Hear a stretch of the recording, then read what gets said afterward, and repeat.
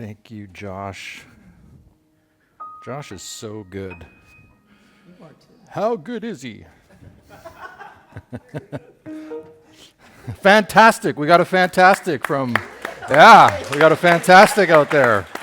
Awesome.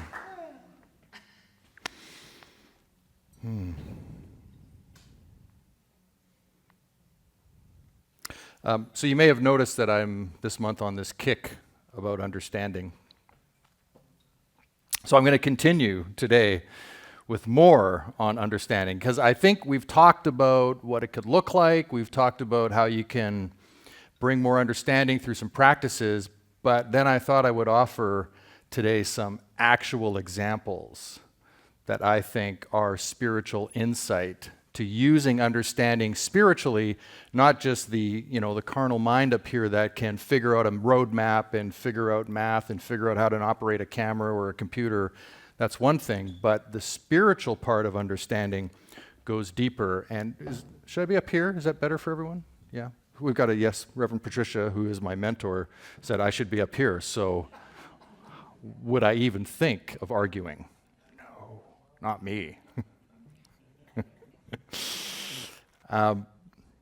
So yesterday I was thinking about this, and I had this, thought around it that there's, how can I best phrase this? Because the way I think things sometimes isn't the way everybody else thinks, obviously. That being raised traditionally here, through our schooling systems, through the way most people think, through the way society is set up, where gratitude comes from outside of us. So we look for gratifying things outside of us. And I thought, well, what if that's the lie? What if that's the big lie that we're all raised on thinking, that I somehow need something out there to gratify me or to complete me or to live my life to its fullest? And the truth is that we actually need to go inside and grab a hold of what actually ignites us, right? What is our spirit?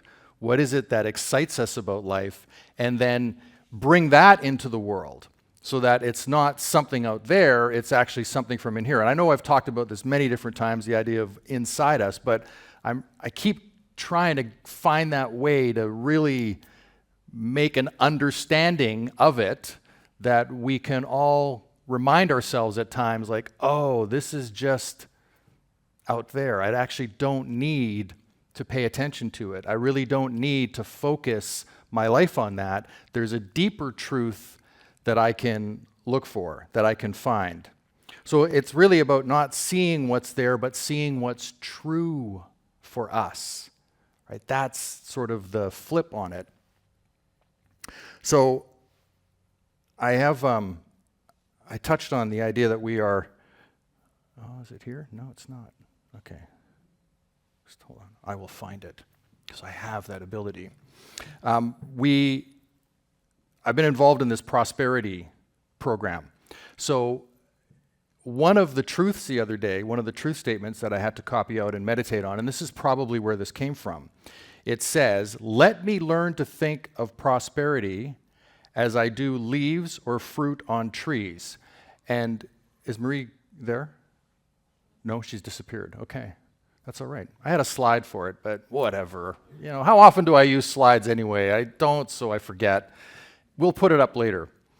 So let me learn to think of prosperity as I do leaves or fruit on trees, as the natural and inevitable result of the law active within.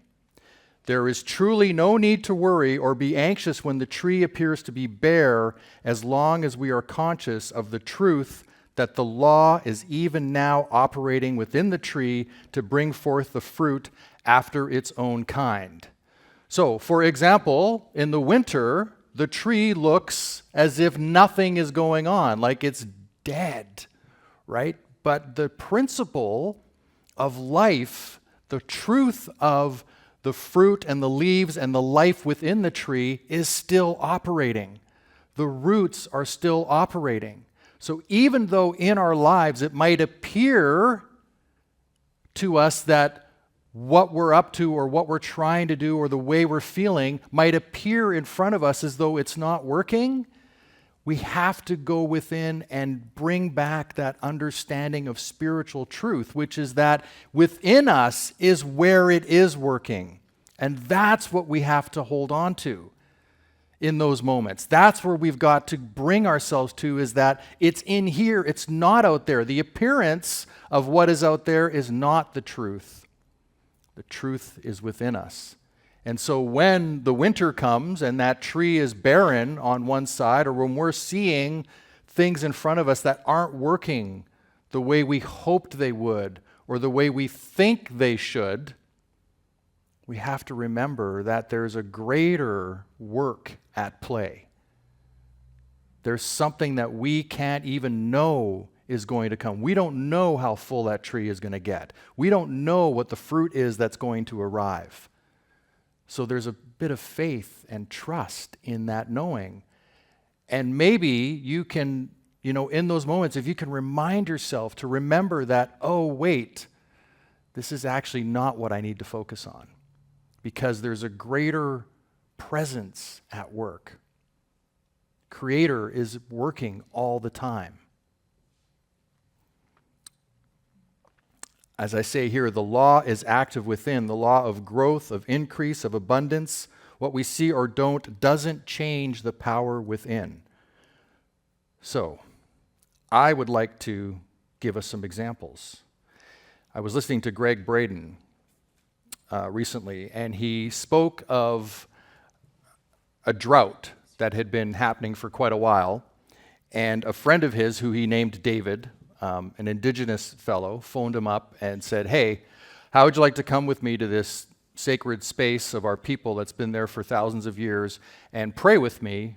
Because right now we've been living in this drought for a while, so I'd like to go there and say a prayer.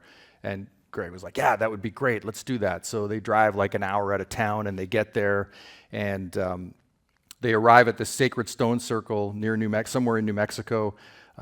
This David character removes his work boots, leaves them outside the circle. He steps into the circle with bare feet, closes his eyes, honors the ancestors, honors the 6 directions, places his hands in a prayer mudra over his heart,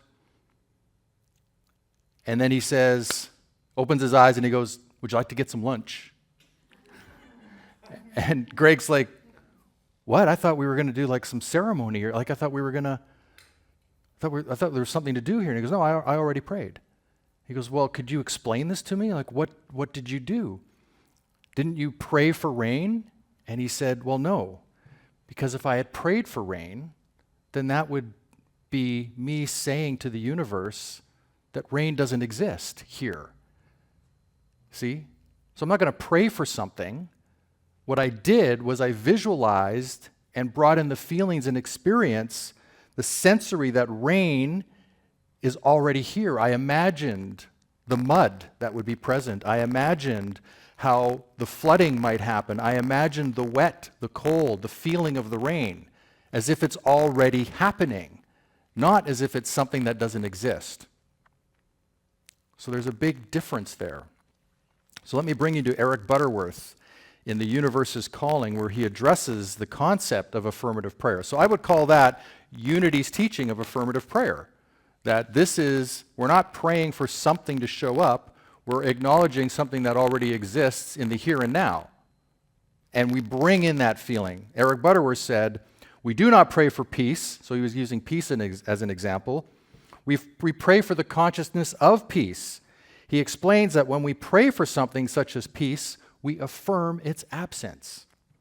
This implies separation from the divine reality, which contradicts the foundational unity principle that all good, peace, love, abundance is already present. Instead, we pray from the awareness that peace is, or that rain is, or that love is. Do you get that? There's a big difference. It's not a plea for what appears to be missing. So, I will now bring us to Myrtle. Myrtle Fillmore. And I've read this before, but man, it is so good. It is so rich. It requires reading again and again and again. You can say it, and again and again. Yeah, exactly, right? Myrtle says, I have made what seems to me a discovery. I love the way she writes. I was very sick. I had all the ills of mind and body that I could bear. Medicine and doctors ceased to give me relief, and I was in despair until I found practical Christianity. Now that is what the Fillmores ended up calling what unity does, which is taking the teachings of Jesus, the Christ consciousness, and putting them into practical practices, right? That's what we teach here at Unity. I affirmed my beliefs and I was healed. I did most of the healing myself because I wanted the understanding for future use. This is how I made what I call my discovery. I was thinking about life. Life is everywhere, in animals and in people. Then why doesn't the life in the animal make a body like a human's? I asked. Then I thought, the animal has not as much sense as a human. Intelligence, as well as life, is needed to make a body. Here is the key to my discovery. Life has to be guided by intelligence in making all forms. The same law works in my own body. Life is simply a form of energy, and it has to be guided and directed in a person's body by his or her intelligence. How do we communicate intelligence?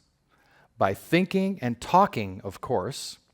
Then it flashed upon me that I might talk to life in every part of my body and have it do just what I wanted.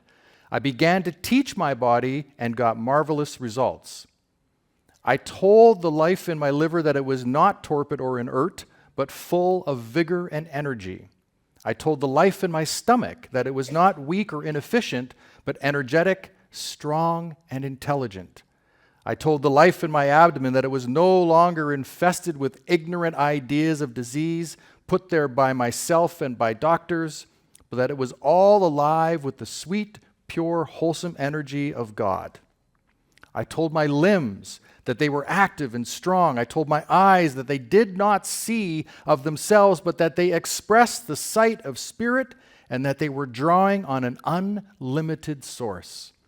I told them that they were young eyes, clear, bright eyes, because the light of God shone through them. I told my heart that the pure love of Jesus Christ flowed in and through its beatings, and that all the world felt its joyous pulsation.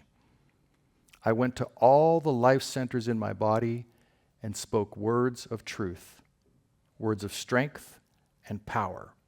I asked their forgiveness for the foolish, ignorant course that I had pursued in the past, when I had condemned them all and called them weak, inefficient, and diseased. I did not become discouraged at their being slow to wake up, but kept right on, both silently and aloud, declaring words of truth until the organs responded. And neither did I forget to tell them that they were free, unlimited spirit. I told them that they were no longer in bondage to the carnal mind, that they were not corruptible flesh, but centers of life and energy omnipresent. Then I asked the Father to forgive me for taking his life into my body and using it so wastefully.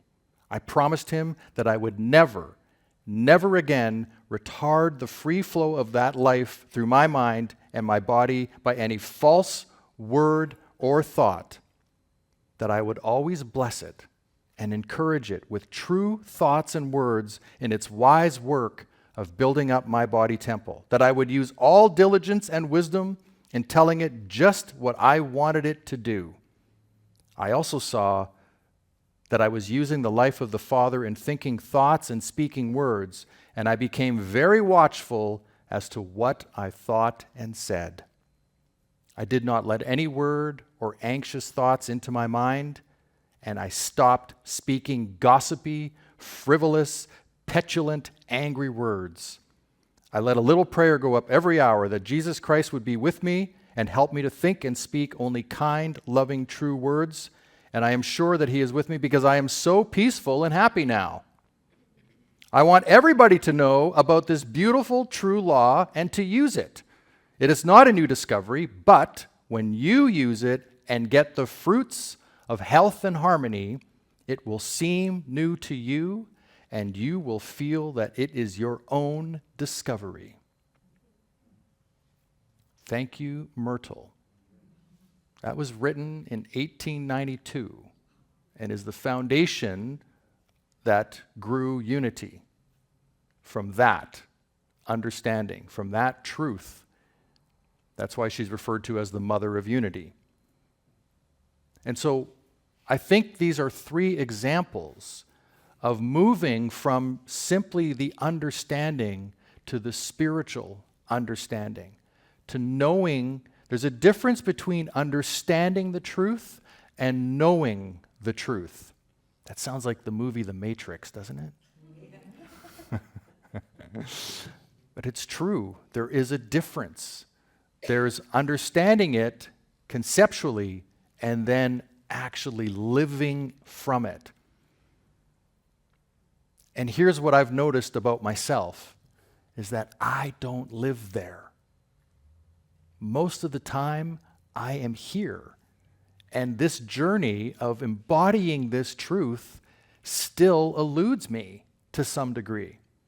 It's so easy to get wrapped up in the day-to-day life and the things coming at us that we can stop forgetting, or we can stop remembering, forgetting that there is a deeper truth at play. And to remember to pause in all of those moments, take a breath, and remember that there's something greater.